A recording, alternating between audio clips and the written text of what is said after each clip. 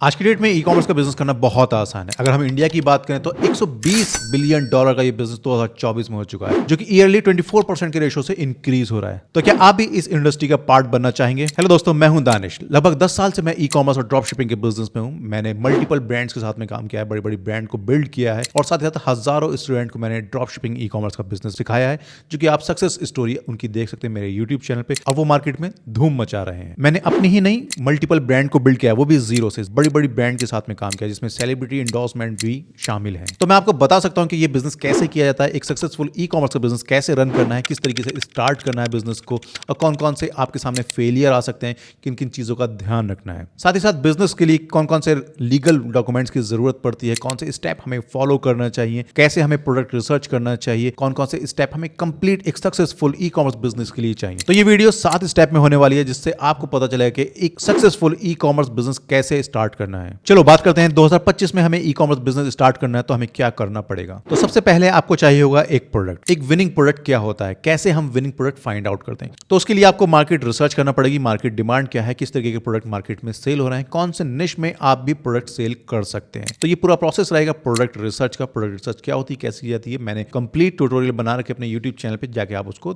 देख सकते हैं। तो चलिए जान लेते हैं कि हमें एक अच्छा प्रोडक्ट फॉर टेस्टिंग सेलेक्ट करने के लिए क्या क्या चीजें ध्यान में रखनी है। तो सबसे पहले तो एक प्रॉफिटेबल प्रोडक्ट होना चाहिए, मतलब वो उसके अंदर प्रॉफिटेबिलिटी होना चाहिए। दूसरा, उसकी डिमांड हाई होना चाहिए। तीसरा, उसमें वाव फैक्टर होना चाहिए, मतलब आई कैचिंग होना चाहिए, ताकि वो इंपल्स बायर को अट्रैक्ट करके एक अच्छी सेल जनरेट कर सके। देन प्रॉब्लम सॉल्विंग होना चाहिए, किसी न किसी एक प्रॉब्लम का सॉल्यूशन जरूर होता है प्रोडक्ट, तो नीड को फुलफिल करे और एक प्रॉब्लम का सॉल्यूशन लेके आए। साथ ही साथ उसमें हाई परसीव वैल्यू होना चाहिए, मतलब जो प्रोडक्ट है वो उस प्राइस में एक वैल्यू ऐड करे, ताकि जो कस्टमर है उसको एक वैल्यू मिल जाए। और अगर आपके प्रोडक्ट में यूनिक सेलिंग पॉइंट है तो आपका बेनिफिट बहुत ज्यादा हो जाएंगे, वो बहुत जल्दी मार्केट में अडॉप्ट कर लिया जाएगा और जिससे आप बहुत अच्छा प्रॉफिट जनरेट कर पाओगे। प्रोडक्ट में एक सबसे इंपॉर्टेंट चीज जो ध्यान रखने की वो ये है स्केलेबिलिटी। मतलब प्रोडक्ट में हम इनिशियली तो सेल आना स्टार्ट कर देते हैं, सेल आना स्टार्ट भी हो जाती है, but at a time of scaling कभी कभी प्रोडक्ट डिक्लाइन हो जाते हैं। तो हमें ऐसा प्रोडक्ट देखना चाहिए जिसकी मार्केट में डिमांड ज्यादा हो और उसको स्केल अप करने में कोई हमें कठिनाइयों का सामना ना करना पड़े। इसके बाद हम बात करेंगे सप्लायर की। तो सप्लायर ऐसा होना चाहिए जो हमें अच्छी क्वालिटी का अच्छे प्राइस में प्रोडक्ट प्रोवाइड करा दे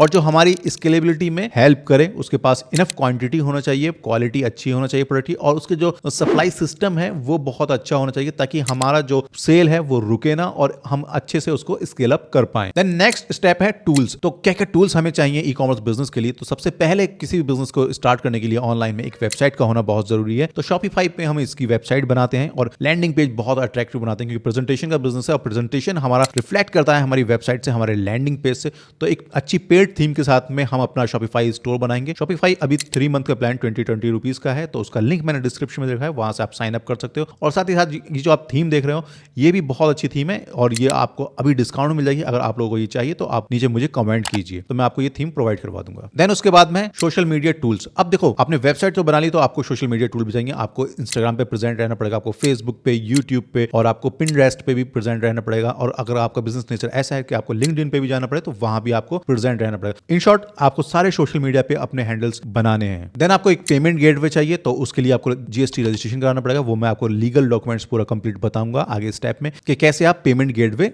ले सकते हो। देन है एक शिपिंग कंपनी एग्रीगेटर का ऐड करना, मतलब जैसे शिप रॉकेट या शिपवे हो गई, आपको जो शिपिंग में हेल्प करे तो शिपिंग कंपनी एग्रीगेटर आपको चाहिए।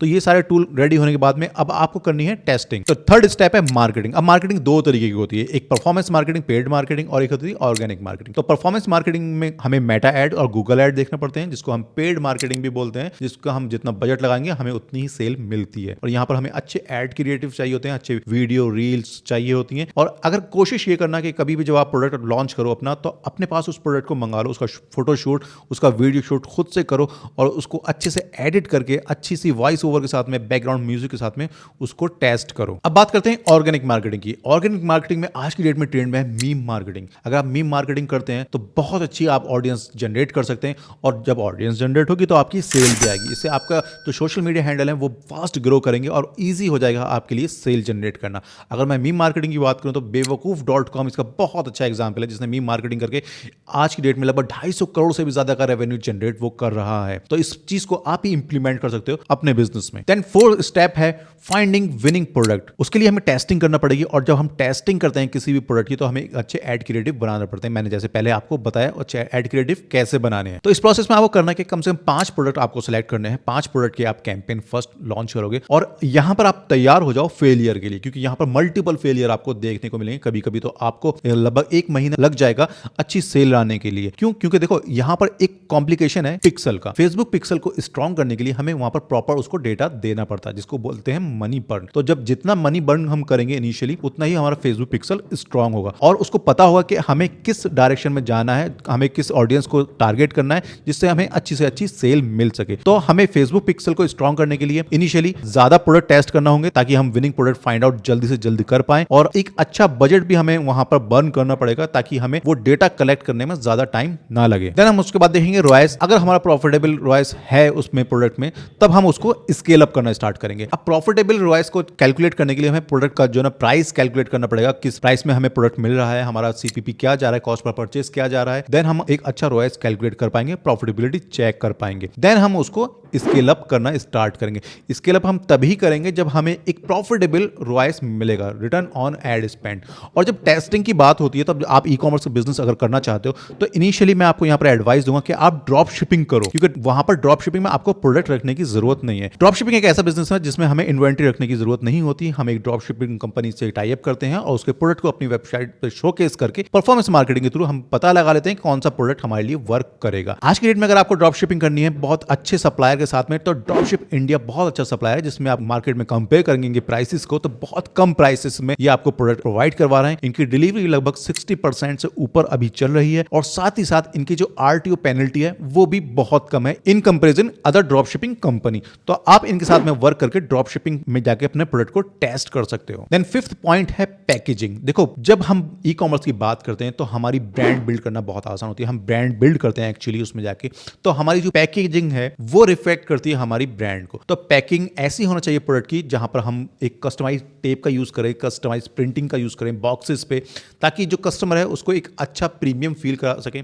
पैकिंग में हमें ध्यान में रखना होगा प्रीमियम क्वालिटी प्रोवाइड कराएं, ताकि कस्टमर को एक अच्छा फील हो। और जो पैकिंग है वो सेफ होना चाहिए, ताकि प्रोडक्ट डैमेज ना हो। लो कॉस्ट होना चाहिए, अट्रैक्टिव होना चाहिए, ताकि कस्टमर को एक प्रीमियम फील आप प्रोवाइड करवा सकें। तो आज की डेट में पैकिंग बहुत इंपॉर्टेंट है। अगर आप पैकेजिंग पे ध्यान दे लेते हैं तो आप बहुत इजीली ब्रांड को बिल्ड कर पाते हैं। देन 6 पॉइंट है शिपिंग कंपनी एग्रीगेटर। अब देखो जब हम ई कॉमर्स का बिजनेस करते हैं तो हमें कस्टमर तक प्रोडक्ट पहुंचाने के लिए एक शिपिंग कंपनी एग्रीगेटर चाहिए होता है। आज की डेट में शिप रॉकेट बहुत अच्छा शिपिंग एग्रीगेटर है, जहां पर आपको मल्टीपल कोरियर कंपनी मिल जाएंगी उनकी प्राइस के साथ में, कि वो उस रेंज में कहां डिलीवरी कर रही है और किस प्राइस रेंज में कर रही है। साथ ही साथ उनकी परफॉर्मेंस भी आपको देखने को मिल जाएगी कि उनका आरटीओ परफॉर्मेंस वहां पर क्या है, डिलीवरी रेशियो उनका क्या रहता है। तो उसके बिहाफ पे आप एक शिपिंग एग्रीगेटर को सेलेक्ट करोगे जो आपको कम कॉस्ट में आ जाए, मतलब आपकी डिलीवरी कॉस्ट कम रहे और आरटीओ काफी कम रहे, और साथ ही साथ उसका एनडीआर हैंडलिंग की जो प्रोसेस है वो भी इजी रहे। तो इस बिहाफ पे आप एक अच्छी कंपनी सेलेक्ट कर लोगे शिपिंग के लिए। देन है 7 पॉइंट जो कि है लीगल डॉक्यूमेंट्स। अब देखो ई कॉमर्स का बिजनेस जब हम करते हैं तो कुछ लीगल डॉक्यूमेंट्स की हमें जरूरत पड़ती है। जैसे हमें एक करंट अकाउंट चाहिए, तो ये आपका सेविंग अकाउंट से इनिशियली आप वर्क कर सकते हो, बट जब आप एक ब्रांड को बिल्ड करते हो तो आपको एक करंट अकाउंट का होना जरूरी है। करंट अकाउंट लेने के लिए आपको एक जीएसटी नंबर मतलब बिजनेस रजिस्ट्रेशन चाहिए होगा, और बिजनेस रजिस्ट्रेशन आप 3 मोड पे कर सकते हो, इंडिविजुअल, प्राइवेट लिमिटेड या फिर पार्टनरशिप फॉर्म। तो मैं आपको इनिशियली सजेशन यही दूंगा कि आप इनिशियली इंडिविजुअल जाएं, क्योंकि आप बिजनेस में नए हो तो लीगल कॉम्प्लिकेशन से बचने के लिए आप एक सिंपल जीएसटी रजिस्ट्रेशन करा लो, ठीक है, इंडिविजुअल फर्म के नाम से। देन उसके नाम से एक करंट अकाउंट ओपन करवा लो, जिससे आपको पेमेंट गेटवे भी मिल जाएगा और साथ में शिपिंग कंपनी जो एग्रीगेटर है उसकी भी लीगल फॉर्मेलिटीज आप फुलफिल कर पाओगे। तो ये डॉक्यूमेंट्स आपके लगने वाले हैं आपको लीगल टूल्स कलेक्ट करने के लिए, जिससे आप बिजनेस को इजीली स्मूथली रन कर पाओगे। ये पूरा ई कॉमर्स का एक गाइडलाइन मैंने आपको बताया, जिससे आप फॉलो करके एक अच्छा ई कॉमर्स बिजनेस एस्टैब्लिश कर सकते हो। मेरे मल्टीपल स्टूडेंट इस बिजनेस को करके लाखों रुपए महीना घर बैठ के कमा रहे हैं, जिसके मैंने अपने यूट्यूब चैनल पे उनके पॉडकास्ट भी उनके साथ में इंटरव्यू किए हैं, और उनकी केस स्टडी से आप भी कुछ सीख सकते हो। और अगर आप भी सीखना चाहते हो कि कैसे आपको बहुत कम इन्वेस्टमेंट बहुत कम टाइम में ई कॉमर्स ब्रांड को बिल्ड करना है, तो आप मेंटरशिप मेरी ओपन है, उसके लिए रजिस्ट्रेशन कर सकते हो। नीचे लिंक है, वहां से जाके फॉर्म को फिल कर दीजिए। मिलते हैं नेक्स्ट वीडियो में एक नए टॉपिक के साथ। मुझे दीजिए इजाजत। जय हिंद, जय भारत।